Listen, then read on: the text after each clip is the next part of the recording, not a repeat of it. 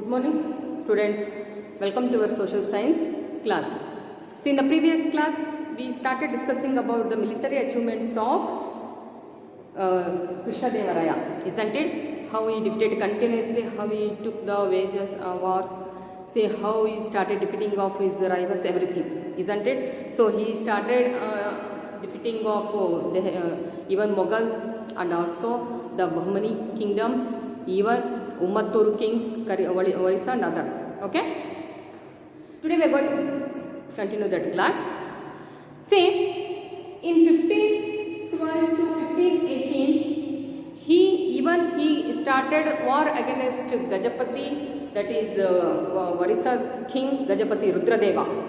So at the time of war, see, Gajapati Rudradeva defeated and he handed over Kondavidu and Vijayawada and Kondapalli, isn't it? See, Vijayanagara, that is Krishna Devaraya declared war against Gajapati Rudradeva. See, Gajapati Rudradeva is the king of Orissa.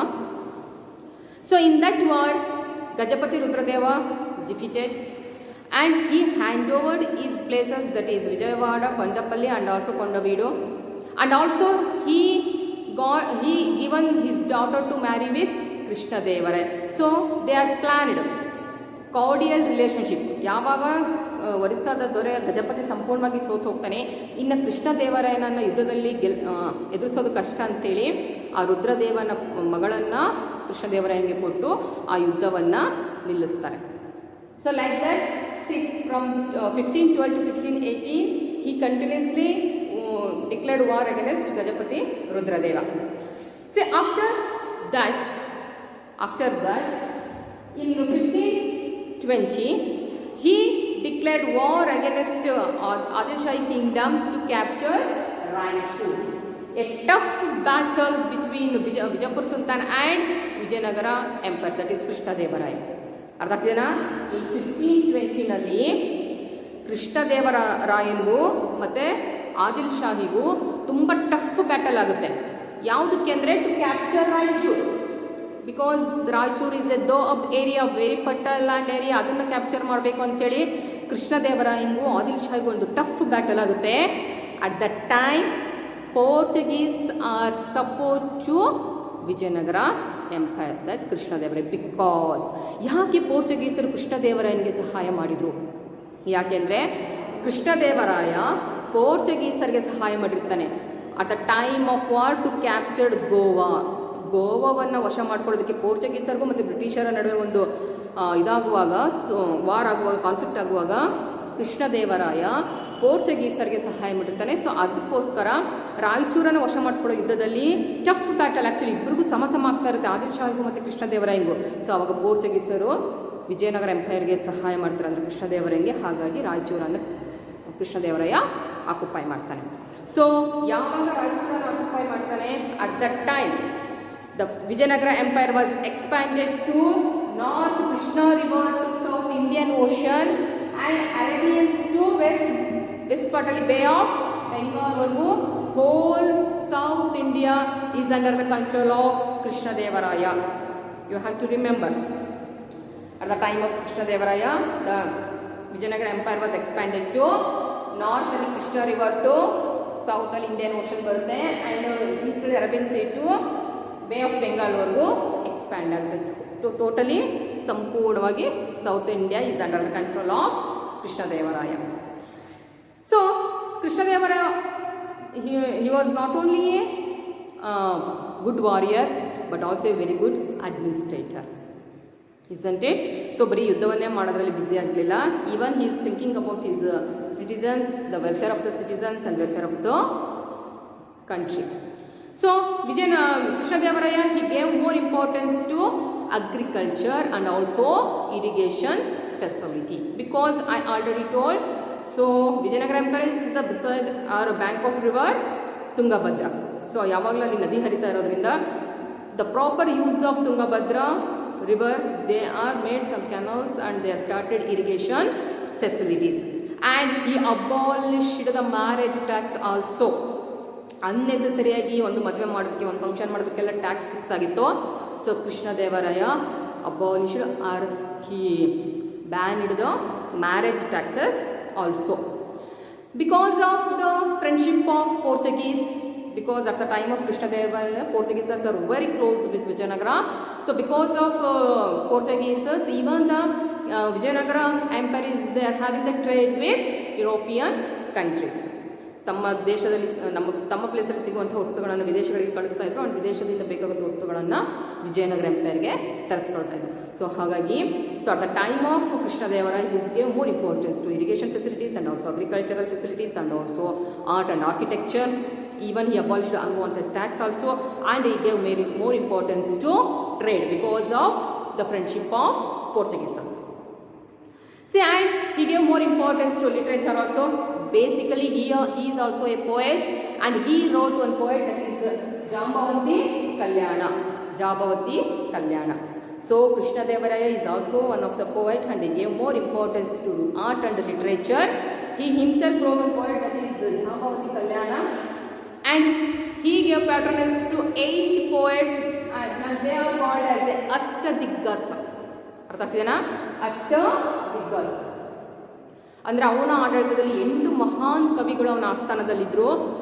ಅವರನ್ನು ಅಷ್ಟದಿಗ್ಗಜರು ಅಂತೇಳಿ ಕರಿತಾ ಇದ್ರು.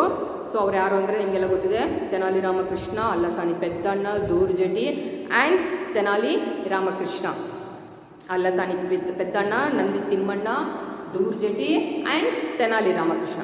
And you may know about Tenali Ramakrishna, ತುಂಬ ಹಾಸ್ಯ ಚಕ್ರವರ್ತಿ ಅಂತ ನಾವು ಅವ್ರನ್ನ ಕರಿತೀವಿ. So they are having the patronise in the court of Krishna Devaraya. ಸಾಕಷ್ಟು ಜನ ತೆಲುಗು ಕವಿಗಳಿಗೂ at the same time Sanskrit Kannada ಕವಿಗಳಿಗೂ ಆಶ್ರಯವನ್ನು ಕೊಟ್ಟಿದ್ರು. ಸೊ ನಾವು ನೆಕ್ಸ್ಟ್ ಕಾಂಟ್ರಿಬ್ಯೂಷನ್ ಆಫ್ ಲಿಟ್ರೇಚರಲ್ಲಿ will discuss deeply. So Tenali ರಾಮಕೃಷ್ಣನ contributions ಏನು, ಅಲ್ಲಸಾನಿ ಪೆದ್ದಣ್ಣ, ಇವನ್ ದೂರ್ಜಟಿ, ನಂದಿ ತಿಮ್ಮಣ್ಣ ಎಲ್ರಿಗೂ ಏನು ಕಾಂಟ್ರಿಬ್ಯೂಷನ್ ಅಂತೇಳಿ ನೋಡೋಣ. So and even at the time of Krishnadevara, he gave more importance to architecture also. He constructed Krishna temple in capital city, that is Hampi, and he erected the tower of Virupaksha temple also, and he gave more importance to construction of temples. ಅವನ ಆಸ್ಥಾನದಲ್ಲಿ ಅವನ ಕಾಲದಲ್ಲಿ ಸಾಕಷ್ಟು ಟೆಂಪಲ್ಗಳನ್ನು construct ಮಾಡಿಸಿದ್ದಾರೆ ಕೃಷ್ಣದೇವರು. ಅದರಲ್ಲಿ especially Krishna temple that is in Hampi. And at the time of Krishnadevaraya, the Portuguese travelers, the Gisbers and Borbos visited his kingdom, because I already told that Krishnadevaraya is having very friendly relationship with the Portuguese, isn't it? So that's why the Portuguese travelers, they are visited to Vijayanagara Empire, and that is the Pairs and Borbos, they visited to Vijayanagara, and they enclosed about Vijayanagara Empire. That is also ಕೃಷ್ಣದೇವರ spirit. ಹೇಗಿತ್ತು ಕೃಷ್ಣದೇವರನ ಆಡಳಿತದಲ್ಲಿ, ಎಷ್ಟು ವೈಭವವಾಗಿ ಆಡಳಿತ ಮಾಡಿದರು ಎಲ್ಲವನ್ನು ಸಹ ನಾವು ಇವರ ಒಂದು ಟ್ರಾವೆಲರ್ ಬುಕ್ಕಲ್ಲಿ ನೋಡಬಹುದು. Okay, so next is fall of Vijayanagara empire. ಎಷ್ಟು ವಿಜೃಂಭಣೆಯಿಂದ, ಎಷ್ಟು ಗ್ಲೋರಿಯಾಗಿದ್ದಂತಹ ಒಂದು ವಿಜಯನಗರ ಎಂಪೈರ್ ಹೇಗೆ ಫಾಲ್ ಆಯಿತು, ಹೇಗೆ ನಾಶ ಆಯಿತು, ಅಥವಾ ಹೇಗೆ ಒಂದು ಅವನತಿಯನ್ನು ಹೊಂದಿತು ಅಂಥೇಳಿ. See after the Krishnadevaraya, especially Achyutaraya and Sadashivaraya came to power. Listen, after Krishnadevaraya period, Achyutaraya and Sadashivaraya came to power, but Krishnadevaraya's son-in-law Ramaraya. Okay,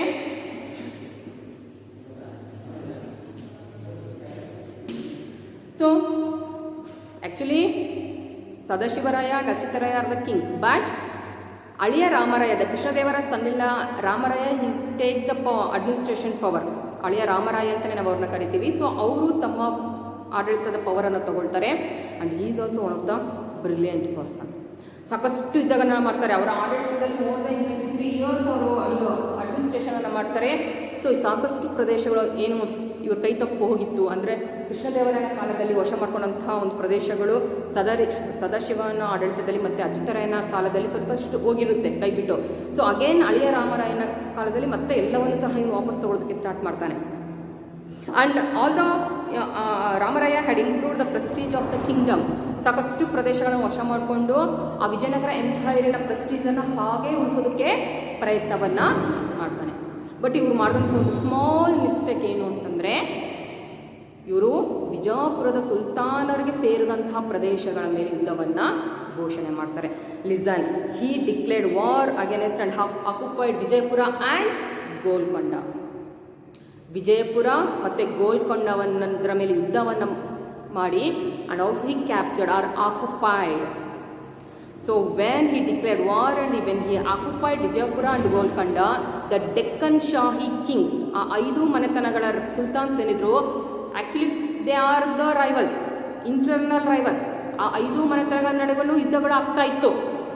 but ಯಾವಾಗ ಅಳಿಯ ರಾಮರಾಯ ವಿಜಯಪುರ ಮತ್ತು ಗೋಲ್ಕೊಂಡವನ್ನು ವಶ ಮಾಡ್ಕೊಂಡ ತಕ್ಷಣ they forgot their political rivalry, ತಮ್ಮ ನಡುವೆ ಇದ್ದಂತಹ ರಾಜಕೀಯದ ದ್ವೇಷವನ್ನು ಮರೆತು in the name of religion they United.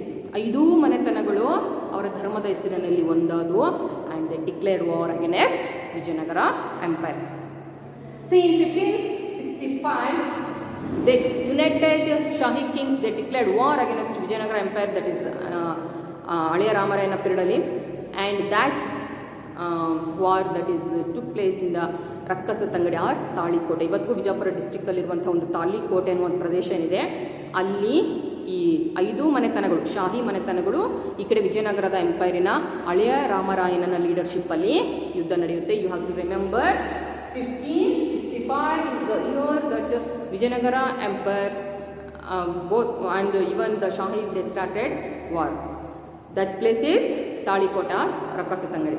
So because they are united, 5 ಮನೆತನಗಳು ಒಂದಾಗಿರೋದ್ರಿಂದ ಸೊ ಹಳೆಯ ರಾಮರಾಯನಿಗೆ ಆ ಯುದ್ಧ ತುಂಬ ಕಷ್ಟ ಆಗುತ್ತೆ, ಚಾನ್ಸೇ ಇಲ್ಲ. ಯಾಕಂದರೆ 5 ಮನೆತನಗಳು and also they are also well trained, ಒಂದು ವೆಲ್ ಎಕ್ವಿಪೈಡ್ ಆರ್ಮಿ ಇತ್ತು ಅವ್ರ ಹತ್ರನೂ.